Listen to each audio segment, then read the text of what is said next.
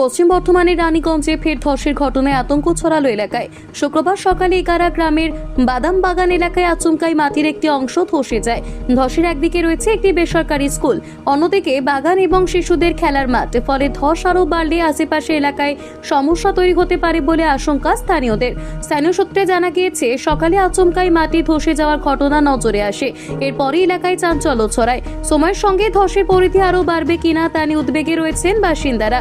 খবর পেয়ে ঘটনাস্থলে পৌঁছয় পুলিশ। সাধারণ মানুষের নিরাপত্তার কথা মাথায় রেখে ধস কবলিত এলাকাটি ফিতে দিয়ে ঘিরে দেওয়া হয়েছে।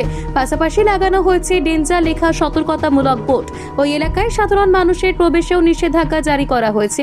স্থানীয়দের দাবি, এলাকাটি আগে থেকেই ধসপ্রবণ হিসেবে পরিচিত, তাই ফের ধসের ঘটনায় আতঙ্ক আরও বেড়েছে। কী কারণে ধসের ঘটনা ঘটবে এবং আগামী দিনে ধস আরও বাড়ার সম্ভাবনা রয়েছে কিনা তা খতিয়ে দেখা হচ্ছে। গোটা পরিস্থিতির দিকে নজর রাখছে প্রশাসন। ওখানে আমরা গেছিলাম, দেখলাম ধস নেমেছে। হ্যাঁ, তারপরে দেখলাম যে ধস নেমেছে। ধস তো ওইখানে নামলো, ঠিক আছে, পাশে নন্দলাল জেলা স্কুল আছে, অনেক বাচ্চা পড়াশোনা করে। হ্যাঁ, গায়ে বাছুর, বাচ্চারা খেলাধুলা করে, মাঠও আছে।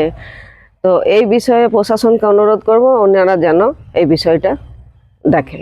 ধসবে, হ্যাঁ, ওটাও ধসবে, কারণ আমরা ছোটবেলা থেকে জানি যে এটা ধসেরই জায়গা। স্কুলটা করেছে যে ওইখানটাও ধসবে না, এটা কোনো গ্যারান্টি নেই, ওটাও ধসতে পারে। রানীগঞ্জ থেকে নিজস্ব প্রতিনিধি রিপোর্ট, জিও ভারতী।